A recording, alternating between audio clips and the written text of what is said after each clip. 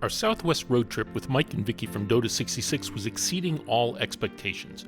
We were piling up memories faster than we could process them. We know that without taking pictures, our memories would lose some of the key details that were making each day feel so new to a bunch of world-weary travelers. We learned why Zion's feeling of canyon intimacy makes it the second most visited national park in the United States. Our tribal tour of Monument Valley made us understand why so many movies have used it to typify the Old West. We discovered new scenic wonders that none of us had ever heard of, but now we look forward to visiting them again. There's a real sense of place that's missing from so many of the generic resorts. We drove through miles of empty yet spectacular parts of Utah and Colorado, then spent a night in a mountain town that has become known as the Switzerland of America. Then we enjoyed a reportedly treacherous bit of road that we would classify as one of the most scenic highways in the United States. We spent a couple of nights at a first-class hotel in Taos Ski Valley and even sampled the local rafting on the Rio Grande. So far, we'd been headed away from home, but in this video, we'll get to our turnaround point at Carlsbad Caverns, where we'll hike down 750 feet in elevation into the third largest known cave chamber in the world.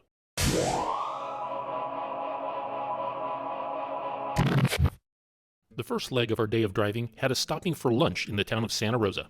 Leaving the luxuries of the Blake, we passed through Arroyo Seco, where we had enjoyed the best meal of the trip so far. Then we did a quick drive-by of the Taos Pueblo, which was built and continuously inhabited long before Christopher Columbus took his famous voyage. Then we passed through the Sangre de Cristo Mountains, getting our last fix of a conifer forest until we headed towards home. When we hit the part of the drive along more open country, we entertained each other by telling dirty jokes to pass the time. Well, you're the butcher, so you tell me how to bone a line. Wrecked him. Hell, nearly killed him. Before lunch in Santa Rosa, we visited the Blue Hole, an artesian spring and underwater cave system where people learn how to scuba dive in its 62-degree water at over 80 feet deep. After lunch, we did the 2-hour drive to Roswell, where the town has embraced the legends of a reported alien landing in 1947. We stopped at a fun sign commemorating the event just south of town, which had sadly been vandalized.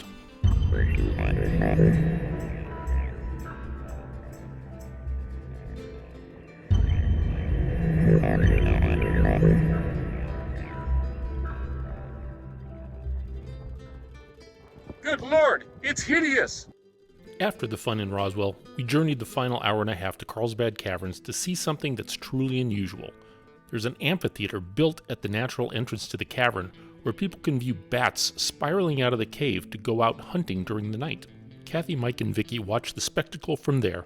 Because nobody wants to disturb the bats leaving the cave in the evening, the use of all electronic devices are banned in the amphitheater during the flight. I stayed behind in the parking lot armed with my silent, manually focused, noiseless camera with a massive telephoto lens so that I could document this impressive sight without any chance of disturbing the evening hunters. Certainly not as much as all the cars coming and going during the 3-hour spectacle.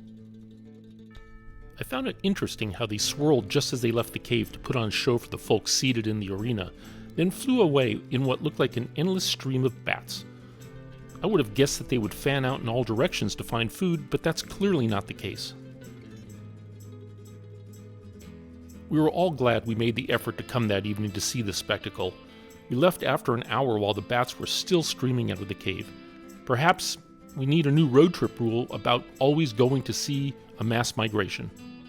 Maybe it won't come up often enough to worry about a rule. Anyway, after a pleasant night in the Home 2 Suites in Carlsbad, we returned to the cavern to explore the cave the next morning. When we were there, we needed a reservation with a set entry time in which we could actually enter the cave. You can get these online with the National Park Service website. We're here at the natural entrance to Carlsbad Caverns. This is where the bat flight happened yesterday, but today we're going to venture on in and go down 750 feet to the Great Room and wander around. Come on along.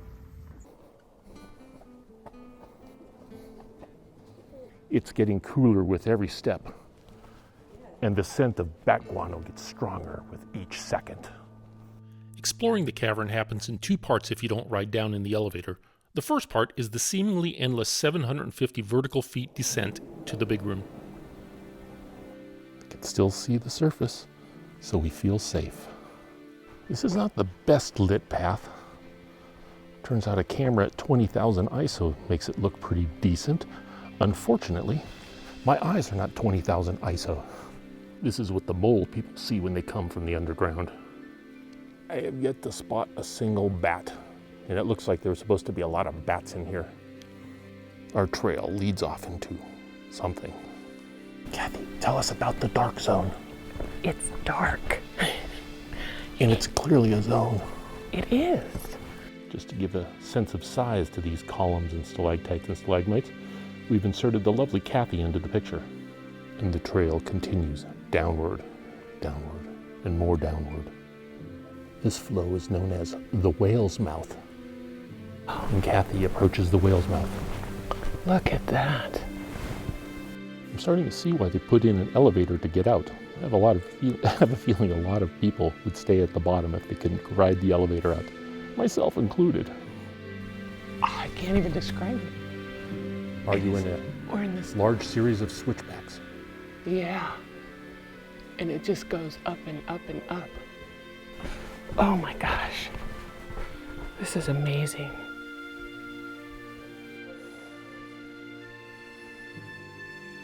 There are a lot of jerks in this cave, smokers, people flashing flashlights in people's eyes. Humanity's a sad state. One of the tighter passages of the cavern. But so cool.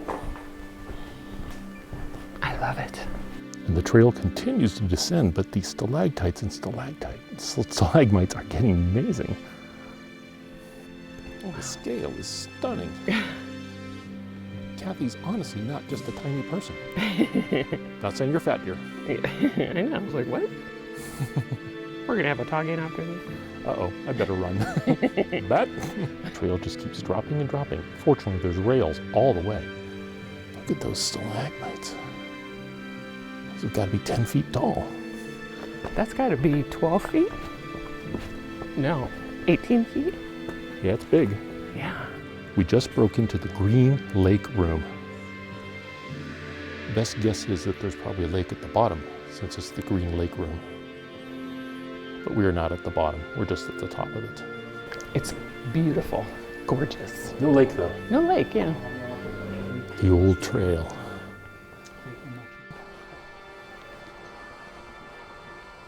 After the long descent, it's time to explore the third largest known cave chamber in the world. The trail is well over a mile, but it continues to amaze for its entire length.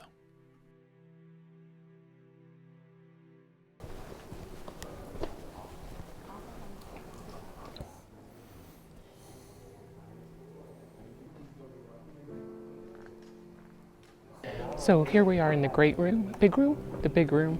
It's huge and amazing with all the stalactites, stalagmites. It's pretty cool. I increased the photosensitivity of the camera. We're going to get a little more noise on the image, but you can see a little more what's going on, not just what's lit. And these side rooms are just fantastic. So much to see.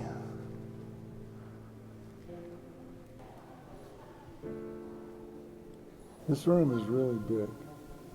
And behind us we have a replica of the Room of Tears.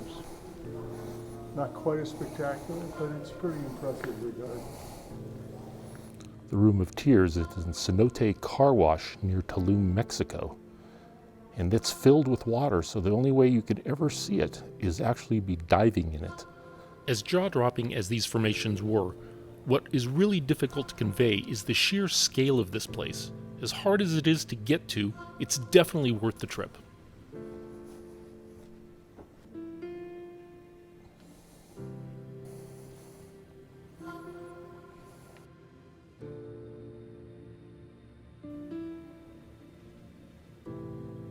Wow, this is a huge room. This is spectacular.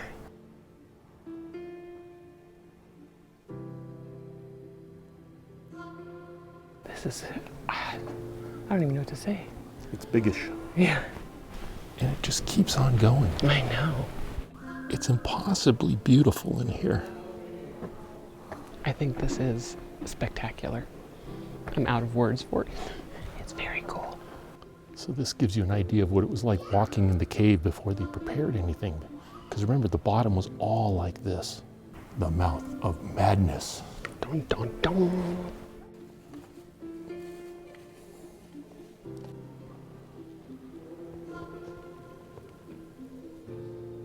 Yet more of the big room. Yeah, Just keeps on going. it does just keep on going. This thing is huge. Yet more of the big room. Very cool. Oh, wow.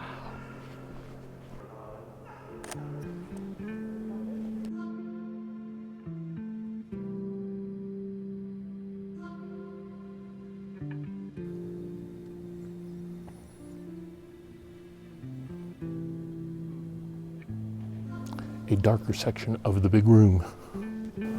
Into that black hole over there. There's several of them. Wow. I think we're leaving the big room and heading for the bottomless pit. Oh my God. Scary. There's the path of the economy tour, where you have to use the chain ladder. And now we're at the end of the trail where we turn around and start heading back on the other side of the big room. But first we visit a pit with allegedly no bottom. Oh, it's right there. Back into the big room.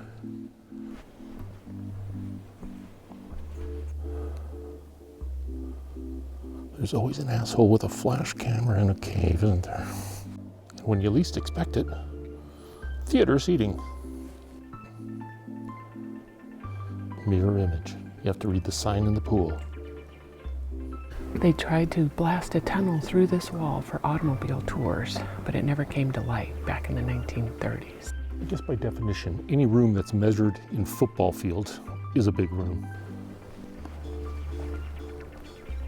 Doesn't matter where you look, there's something neat to see, This doesn't look at all ominous, does it? right?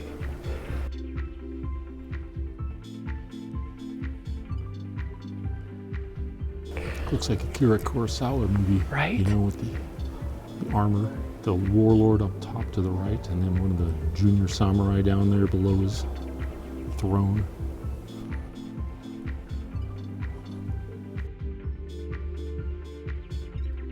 Famed geologist Kathy Green. Yeah. There's stalactites and stalagmites and popcorn and buttes. Looks like Kathy's already started decorating for Christmas. Our new tree.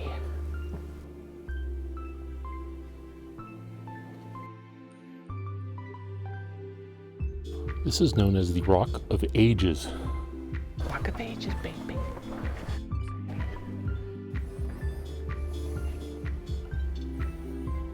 It does look like the captain from Pirates of the Caribbean.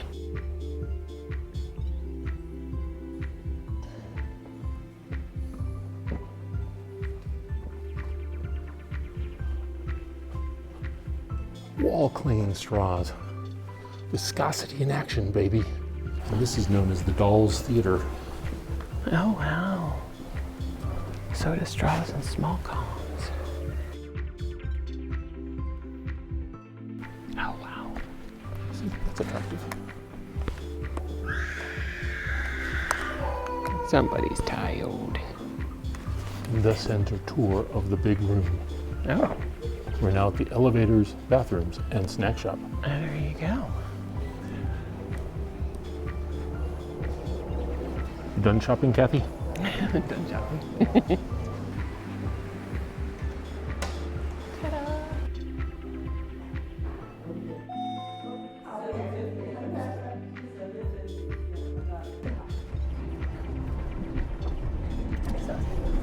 What floor is everyone? No, I'm just kidding. $4.75. Lingerie. Bathing suits. Get to the top. And V. Victory. Very disappointing if we're still in a cave. And the gift shop. You can't leave a cave without going through the gift shop. After spending the morning exploring one of the most amazing places any of us had ever seen, it was time to formally start heading back towards home. We would backtrack for lunch in Carlsbad, then climb over the mountains of Lincoln National Forest then drop in for some hiking in the gypsum dunes of White Sands National Park before spending the night in Las Cruces. When in Carlsbad, we recommend eating at Yellow Bricks. This was outstanding. I think this road is heading towards some hills, but very slowly. Hopefully we get over the hills before this rain hits.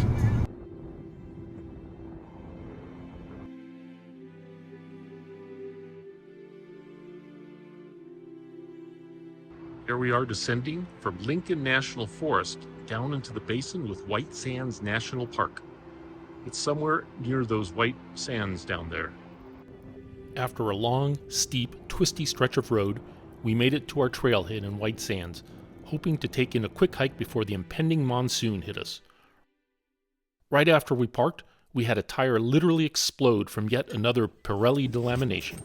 This time, there wasn't a convenient tire store nearby, so we had to figure out how to unstow the jack, tools, and spare tire. We were successful in changing the tire between moments of heavy rain.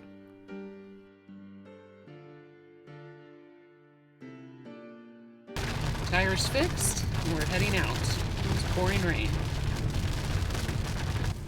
We left without a spare tire and zero confidence in our rainy drive towards our hotel in Las Cruces.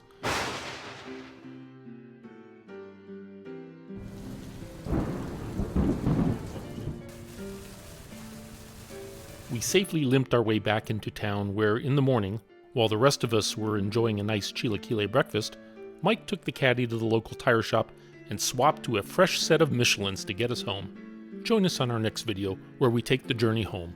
Along the way, we'll ride on the world's third longest aerial tramway, ride along a stretch of historic Route 66, visit a petrified forest, see a meteor impact crater, visit a waterfall seemingly filled with chocolate, and stay in a reportedly haunted hotel. If you don't want to miss it, please subscribe to get notified when it's released. If you have any travel advice for any of the videos in this series, please leave it in the comments so others can benefit from your experience. If you get a chance, please check out Dota 66 to learn more about driving organ donation awareness. Thanks for watching.